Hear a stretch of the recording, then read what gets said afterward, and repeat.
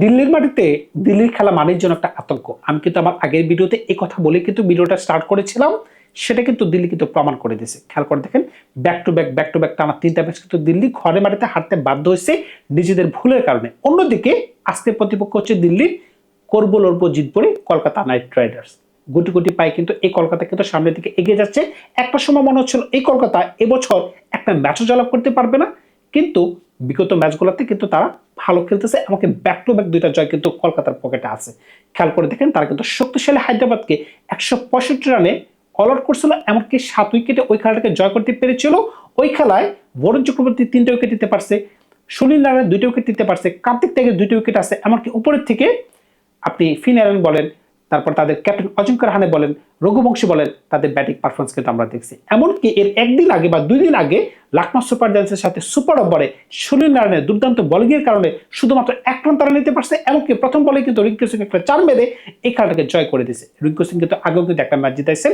অন্যদিকে দিল্লি কিন্তু ফাটাবাসে চেপে আছে ভাই। দিল্লি বুঝতেই পারতেছে না দিল্লির মাটিতে তারা কোন ধরনের পিচ সিলেকশন করবে। আপনাদের যদি একটু মনে করে দেই, যখন প্রথম ম্যাচে তারা হারা শুরু করছে এই ধরনের মাটিতে, যখন পাঞ্জাবের সাথে তারা একটা ম্যাচ খেলেছিল, এমনকি আগে ব্যাটিং করে 264 পাঁচ সমান একটা রান করতে পেরেছিল। তারা প্রথমে আগে ব্যাটিং করে মনেই করতে পেরেছিল, যখন তাদের মধ্যমণি কেএল রাহুল যখন 152 রান করতে পেরেছিল, যে আমরা এই ম্যাচটা অনায়াসে জয় করে ফেলবো। কিন্তু যখনই এই দল পরে ব্যাটিং করলো পাঞ্জাব, 7 বল বা 8 বল হাতে রেখে কিন্তু এই খেলাটাকে অনায়াসে জয় করে যায়।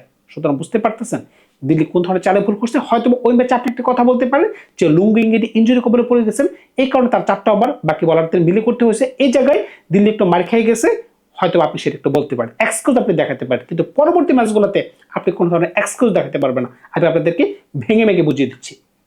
খেয়াল করে দেখেন, যখন দিল্লির সাথে আরসিবির খেলা রয়্যাল চ্যালেঞ্জার ব্যাঙ্গালোর, ওই দিন তারা কি করতে পেরেছিল? তারা মনে করতে পেরেছিল যে আমাদের দলে দুষ্পিন্তা চামিরা আছে, কাইল জেমিসন আছে, আমাদের দলে টি নাটরঞ্জন আছে, আমাদের দলে মুকেশ কুমার আছে, আমাদের পেস বোলিং ভালো, আমরা একটা এমন ধরনের পিচ বানাই যেখানে আমাদের পেস বোলাররা একটু এক্সট্রা ফেসিলিটি পাবে। কিন্তু তারা ভুলে গেছিল ভুবনেশ্বর কুমার, জশ হ্যাজলুড, রাকেশদর সালাম যে আরসিবিতে খেলে, তারা যে ওয়ার্ল্ড ক্লাস বলার। এমনকি খেয়াল করে দেখেন, 8 রানের মাঝখানে দিল্লির 6 উইকেট নেই, 75 রানে দিল্লি অল আউট হয়ে গেছে, এমনকি 6 ওভারের মাঝখানে আরসিবি খেলাটাকে শেষ করে দিচ্ছে। তারা বুঝতে পারতেছেন পিচটা তারা রেডি করতে পারতেছে না। এরপরে তারা কি করলো? ফ্ল্যাট উইকেটে আমরা ম্যাচ জিততে পারতেছি না, পেস বোলিং এর সহযোগিতায় আমরা ম্যাচ জিততে পারতেছি না, তাহলে আমরা এবার একটু স্পিনিং ট্র্যাক বানাই। কারণটা কি? আমাদের দলে অক্ষর প্যাটেল আছে, কুলদীপ যাদব আছে। ভাই খেলা হচ্ছে চেন্নাইয়ের সাথে, আপনি ভুলে গেছেন চেন্নাই দলে আখিল হোসেন এমনকি নূর আহমেদ খেলে। আপনারা ভুলে গেছেন তারা ভালো বোলিং করতে পারে, তাদের কাছে আপনি ধরাশীত হয়ে গেছেন। এমনকি 155 রানে দিল্লি অল আউট হয়ে গেছে। এমনকি সিএসকে কি বলবো ভাই, 8 উইকেটের ব্যবধানে সহজভাবে খেলাটাকে জয় করে নিয়েছে। এমনকি সঞ্জু স্যামসন তৃতীয়বারের মতো ম্যান অফ দ্য ম্যাচ হয়েছেন। অল্পের জন্য তিনি রান করতে পারেন নাই, 100 করতে পারেন নাই। রান তো করতে পারছেন, 100 করতে পারেন না, কি কারণে? দিল্লি কম রান করছে ভাই। এখন বুঝতে পারছেন দিল্লি কোন দিকে চালা ভুল করতেছে। এমনকি তাদের দলে 2 নম্বর থেকে 7 নম্বর পজিশনে কতগুলো প্লেয়ার যে তারা চেঞ্জ করছে, আপনি দেখলে অবাক হয়ে যাবেন। তারা সমীর রিজভিকে একদিন উপরে পাঠাইতেছে, তারা একদিন নীতিশ রায়কে উপরে পাঠাতেছে, তারা একদিন করুণ নারকে উপরে পাঠাইতেছে, একদিন তারা অভিষেক পুরলকে পাঠাইতেছে। ভিন্ন ভিন্ন প্লেয়ারকে তারা ট্রাই করতেছে। এভিয়ান আপনি যদি গত ম্যাচ নিয়ে কথা বলেন, গত ম্যাচে তাদের যে ধরনের প্লেইং 11 ছিল, এটা কোনো মতেই আদর্শ একটা প্লেইং 11 না। কি কারণে? আপনি ডেভিড মিলারের মতো বিধ্বংসী ব্যাটসম্যানকে বেঞ্চে বসে রাখতে পারেন না। আপনারা তো বলতে পারেন ডেভিড মিলারের জন্য আমরা গুজরাটের সাথে একটা ম্যাচ হারছি, কারণটা কি? 2 বলে যখন 2 রানের প্রয়োজন ছিল, ওই সময় তিনি ইচ্ছা করে যদি সিঙ্গেলটা নিতেন, হয়তোবা দিল্লি ওই দিন ওই ম্যাচটা হারতো না। ভাই এটি একটা ভুল ক্যালকুলেশন ছিল। এই মিলার কিন্তু গুজরাটের সাথে না, আরসিবির সাথে কিন্তু একটা ম্যাচ কিন্তু আপনাদের জিতেও দিছে। যখন লাস্ট ওভারে 15 রানের প্রয়োজন ছিল, যখন রবিউল সাহেব বল করতেছিল, 15 রান কিন্তু আপনারা নিতে পারেন না যদি ডেভিড মিলার ওই দিন 5 বলে 19 রান না নিতে পারতেন। সুতরাং এই প্লেয়ারটাকে আপনি কোনোভাবেই বেঞ্চে বসে রাখতে পারতেছেন না। তিনি খুবই বিধ্বংসী ব্যাটসম্যান, এমনকি তিনি কিন্তু ধরেও খেলতে পারেন। আপনি খেয়াল করে দেখেন আপনি কোন ধরনের ব্যাটিং করাচ্ছেন। সমীর রিজভি একটা সময় মনে হচ্ছিল তার থেকে ভালো ব্যাটসম্যান এই বছর কাউকেই খুঁজে পাওয়া যাবে না। কারণটা কি? প্রথম 2টা ম্যাচে দিল্লিকে তিনি যেভাবে জয় এনে দিয়েছেন, এরপর তিনি পুরো গায়েব হয়ে গেছেন। পুরো গায়েব হয়ে গেছেন।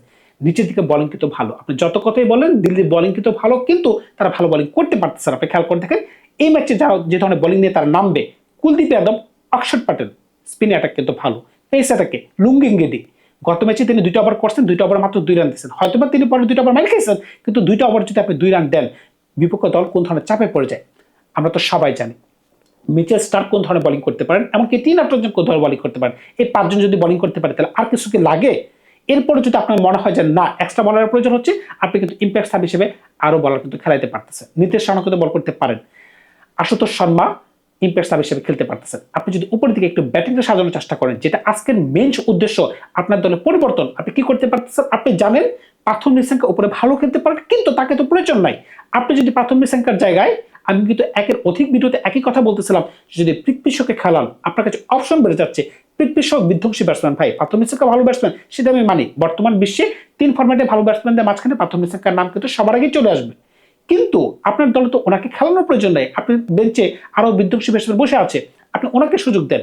যদি কেএল রাহুলের সাথে শুধুমাত্র একমাত্র কেএল রাহুলই এই দল থেকে ভালো খেলতে পারতেছেন, অন্য কোনো ব্যাটসম্যান অন্য কোনো বলার ওই ধরনের কিন্তু ছন্দে নেই।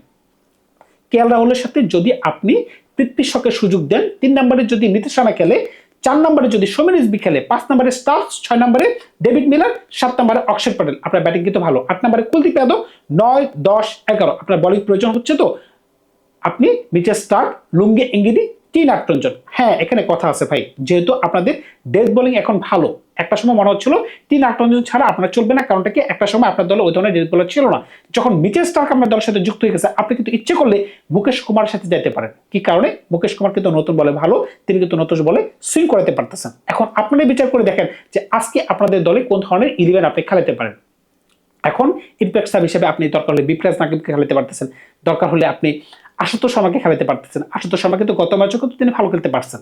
এখন আপনি যদি কলকাতা দলের দিকে আসেন, আমার মনে হচ্ছে না কলকাতা তেমন ধরনের কোনো পরিবর্তন করবে, কারণ কি একটা দল যখন উইনিং মোমেন্টামে থাকে তখন কিন্তু ওই ধরনের পরিবর্তন করার কোনো প্রয়োজনই হয় না।